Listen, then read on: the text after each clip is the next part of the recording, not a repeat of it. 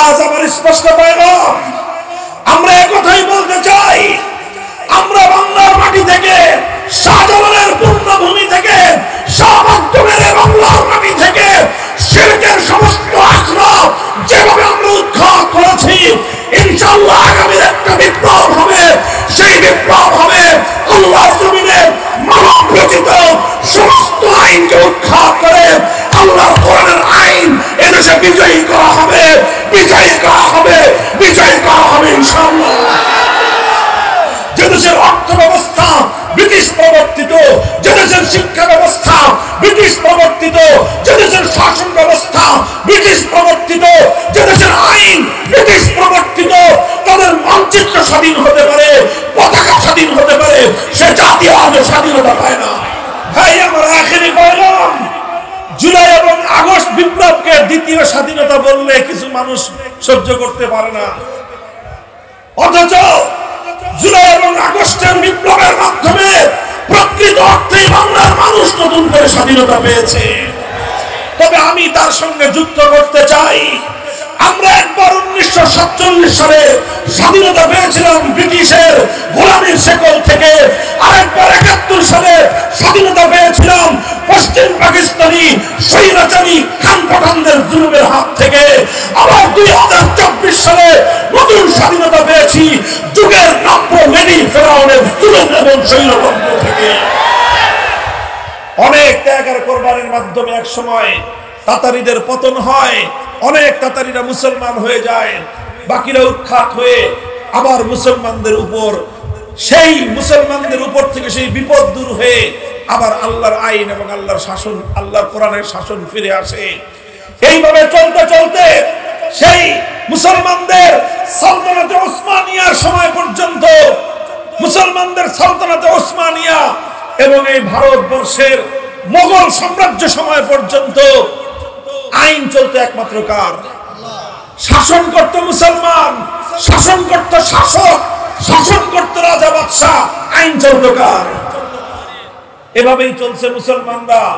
যখন 1757 সালে সর্বপ্রথম এই ব্রিটিশ বর্ষ, এটা যখন এই ভারতবর্ষকে ব্রিটিশরা দখল করে, মুসলমানদের রাজত্বকে দখল করে, ব্রিটিশরা যখন তাদের গোলামীর জিঞ্জির দিয়ে জাতিকে বন্দী করে নেয়, তখন তারা সবচেয়ে বড় যে বিপদটা মুসলমানদের কাঁধের উপর চাপিয়ে দিয়েছিল, তাদের স্বাধীনতা কেড়ে নিয়েছে, দেশ কেড়ে নিয়েছে, সম্পদ কেড়ে নিয়েছে। এটা বড় বিপদ ছিল না, বরং সবচেয়ে বড় বিপদ ছিল ব্রিটিশরা। তারা মুসলমানদের সমাজ থেকে আল্লাহর আইন, আল্লাহর কোরআনের আইন, শরীয়তের আইনকে উৎখাত করে ব্রিটিশ প্রবর্তিত আইন মুসলমানদের উপর চাপিয়ে দেয়। মুহতারাম হাজরিন, 190 বছর পর্যন্ত ব্রিটিশদের মোকাবেলা করা হয়েছে, সংগ্রাম করা হয়েছে, যুদ্ধ করা হয়েছে, জিহাদ করা হয়েছে, ব্রিটিশদেরকে উৎখাত করা হয়েছে। 1947 সালে 190 বছরের সংগ্রামের মধ্য দিয়ে ব্রিটিশদেরকে উৎখাত করা হয়েছিল। ব্রিটিশদের বানানো আইন দিয়ে আবার মুসলমানরা শাসিত হবে এজন্য নয়। ব্রিটিশরা উৎখাত হয়েছে 1947 সাল থেকে আজ 2025 সাল, কত বছর হয়? প্রায় 75 বছর, প্রায় 73 বছর, দীর্ঘ সময়। বন্ধুগণ, এই দীর্ঘ একটা সময়, 78 বছর সময় অতিক্রান্ত হয়েছে।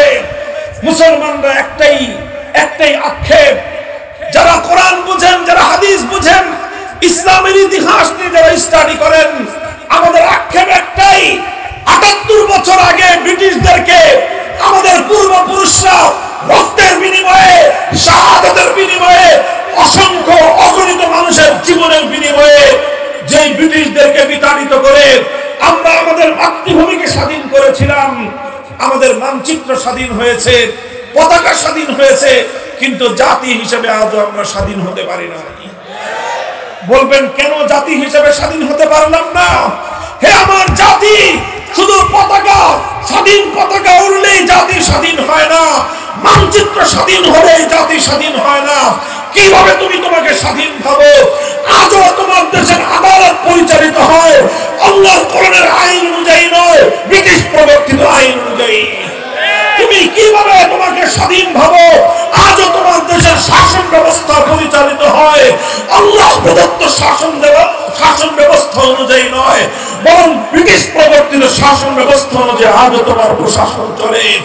আজও তোমার শিক্ষা ব্যবস্থা আল্লাহর কোরআনী শিক্ষা চলে না, ইসলামী শিক্ষা ব্যবস্থা দিয়ে তোমার দেশ চলে না, বরং ব্রিটিশ প্রবর্তিত শিক্ষা ব্যবস্থা দিয়ে আজও তোমার দেশ পরিচালিত হয়।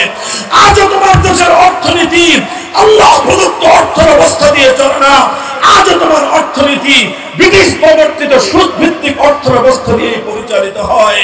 যে দেশের অর্থ ব্যবস্থা ব্রিটিশ প্রবর্তিত, যে দেশের শিক্ষা ব্যবস্থা ব্রিটিশ প্রবর্তিত, যে দেশের শাসন ব্যবস্থা ব্রিটিশ প্রবর্তিত, যে দেশের আইন ব্রিটিশ প্রবর্তিত, তাদের মানচিত্র স্বাধীন হতে পারে, পতাকা স্বাধীন হতে পারে, সে জাতি আজও স্বাধীনতা পায় না। ভাই আমার আখেরি বললাম, জুলাই এবং আগস্ট বিপ্লবকে দ্বিতীয় স্বাধীনতা বললে কিছু মানুষ সহ্য করতে পারে না, অথচ জুলাই এবং আগস্টের বিপ্লবের মাধ্যমে প্রকৃত অর্থেই বাংলার মানুষ নতুন করে স্বাধীনতা পেয়েছে। তবে আমি তার সঙ্গে যুক্ত করতে চাই, আমরা একবার 1947 সালে স্বাধীনতা পেয়েছিলাম ব্রিটিশের গোলামীর শেকল থেকে, আরেকবার 71 সালে স্বাধীনতা পেয়েছিলাম পশ্চিম পাকিস্তানি স্বৈরাচারী খান পাঠানদের জুলুমের হাত থেকে, আবার 2024 সালে নতুন স্বাধীনতা পেয়েছি যুগের নব্য লেডি ফেরাউনের জুলুম এবং স্বৈরতন্ত্র থেকে। তবে শেষ যেই কথাটা, এই 3 স্বাধীনতার পরেও আজও আমরা পরিপূর্ণ স্বাধীনতা পাই না। বলবেন হুজুর 3টা স্বাধীনতা পাইলাম এরপরে পরিপূর্ণ হয় নাই। আমি বলবো না, আজও আমরা পূর্ণ স্বাধীন হই নাই। হে মুসলমান, আমরা স্বাধীন, পূর্ণ স্বাধীন হব যেদিন আমার এই স্বাধীন মুসলমানের মাটি থেকে মানব রচিত সমস্ত আইন, সমস্ত শাসন তন্ত্র মন্ত্রকে বঙ্গোপসাগরে ভাসিয়ে দিতে পারবো। আলহামদুলিল্লাহ, জুলাই এবং আগস্ট বিপ্লবের মধ্য দিয়ে আমরা এখন নতুন করে সেই স্বপ্ন দেখতে শুরু করেছি। আলহামদুলিল্লাহ বলেন, কথা ঠিক না বেঠিক? বলবেন হুজুর জুলাই আগস্টে কি ইসলামী বিপ্লব হয়েছে? আমি বলবো যে না, জুলাই আগস্টে ইসলামী বিপ্লব হয় নাই, তবে ইসলামী বিপ্লবের পূর্বাভাস দেখা দিয়েছে। যেমন প্রতিদিন সকালবেলা যখন সূর্য উদিত হয়, সূর্য উদয়ের ঘন্টা দেড়েক আগে পূর্ব দিগন্তে সুবহে সাদেকের অভ্যুদয় ঘটে। কথা বলেন ঠিক না বেঠিক? আমরা যখন ফজরের নামাজের ওয়াক্ত হয়, ফজরের নামাজ পড়ি, তখন কিন্তু সূর্য উঠে না। সূর্য উঠে তখন সুবহে সাদেক হয়। সুবহে সাদেক হলে দুনিয়ার মানুষ বুঝে আর কিছুক্ষণ পরে সূর্যের উদয় হবে। সমস্ত পাখিরা গান গেয়ে ওঠে, সমস্ত পশু পাখি তারা কিচিরমিচির করে ওঠে, তারা দুনিয়ার মানুষকে আগমনী বার্তা শোনাতে আরম্ভ করে, হে মানুষ আর ঘুমিয়ে থেকো না, কিছুক্ষণ পরেই পূর্ব দিগন্তে সূর্যের উদয় হবে, আলোয় আলোয় পৃথিবীটা উদ্ভাসিত হবে, রাতের অমানিসা অন্ধকার দূর হয়ে যাবে, তুমি ঘুমিয়ে থেকো না, জেগে উঠো, নতুন আলোকে তুমি স্বাগত জানাও। এর নামই হলো সুবহে জাদিদ, এর নামই হলো সুবহে সাদেক। আমি বলতে চাই, জুলাই এবং আগস্টের বিপ্লবে এদেশের তাওহীদি জনতা, কোরআন প্রেমী জনতা যেভাবে বুকটান করে জালিমের বিরুদ্ধে লড়াই করেছে, যেভাবে শৈলতন্ত্র এবং ফ্যাসিবাদের বিরুদ্ধে মোকাবেলা করেছে, এদেশে এতে সত্যপন্থী মানুষের বুকের মধ্যে সাহস জন্মেছে, এবং এই সাহসকে পুঁজি করেই আগামী বিপ্লব হবে ইসলামের বিপ্লব। আর এই বিপ্লবটা ছিল ইসলামী বিপ্লবের পূর্বাভাস। কিভাবে পূর্বাভাস বলি?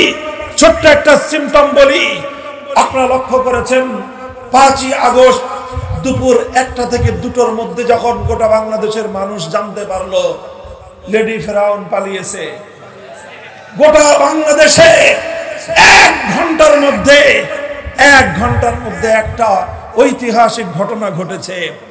সেই ঘটনাটা কি? টেকনাফ থেকে তেতুলিয়ায় ভাস্কর্য নামে মুসলমানদের জনপদে যত মূর্তি বানানো হয়েছিল, 1 ঘন্টার ব্যবধানে একটা মূর্তিও আস্ত থাকে নাই। সেটা যত দুর্ভেদ্য জায়গাতেই হোক না কেন, হাইকোর্ট সুপ্রিম কোর্ট থেকে শুরু করে সেনানিবাস পর্যন্ত, রাজপথ থেকে শুরু করে অন্য একটা পাড়া এবং মহল্লার রাস্তার মোড় পর্যন্ত ভাস্কর্য নামক মুসলিম জনপদের শিরকের আখড়া সমস্ত মূর্তি ভেঙে গুড়িয়ে দেওয়া হয়েছে।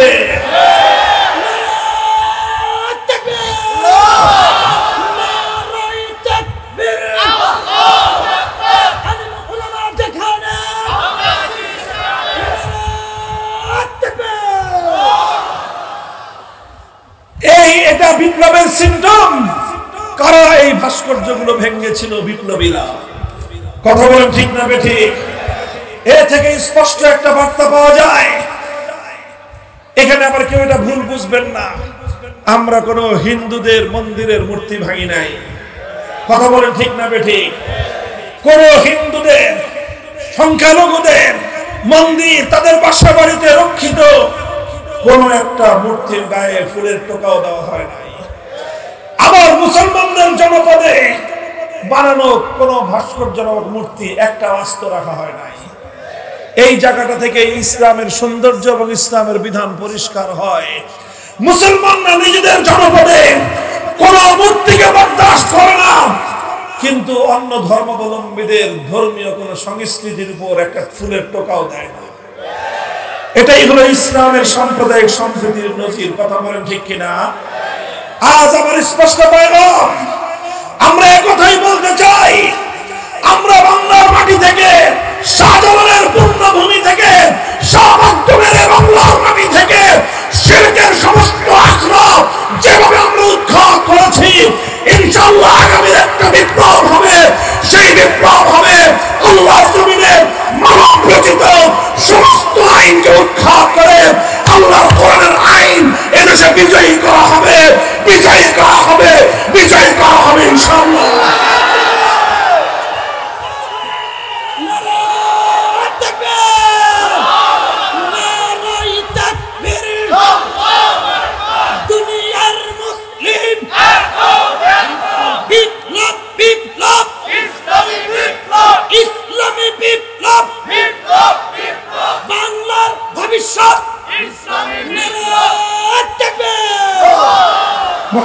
মুসলমানদেরকে মসজিদ বিমুখ করে মূর্তিমুখী করবার যে কোনো হিন্দু পদক্ষেপতা ভারতীয় সেই সকল ষড়যন্ত্রকে আমাদের এভাবে রুখে দিতে হবে। প্রস্তুত থাকবেন তো ইনশাআল্লাহ? যেভাবে ফ্যাসিবাদকে বাংলার মাটি থেকে উৎখাত করা হয়েছে, যেভাবে ছোট ছোট স্বাধীনতা এনেছি, চূড়ান্ত স্বাধীনতা আনবার জন্য আল্লাহর কোরআনকে আল্লাহর জমিনে চূড়ান্তভাবে বাস্তবায়ন করবার জন্য যদি আমাদের রক্ত দিতে হয়, রক্ত দিতে হবে, জীবন দিতে হবে, জীবন দিতে হবে, শাহাদাতের নজরানা দিতে হবে, শাহাদাতের নজরানা দিতে হবে। 2000 তাজা প্রাণের মাধ্যমে, 2000 তাজা প্রাণের মাধ্যমে যদি আমরা ফ্যাসিবাদকে বিতাড়িত করতে পারি, সেখানে মানব রচিত সমস্ত তন্ত্র মন্ত্রের কবর রচনা করে আল্লাহর কোরআনকে বিজয়ী করবার জন্য যদি 20,000 মানুষের শাহাদাতের নজরানার প্রয়োজন হয়, শহীদি ঈদগাহে মাথায় কাফনের কাপড় বেঁধে কারা কারা প্রস্তুত থাকবা? হাত তুলে খোদার কাছে শপথ করো।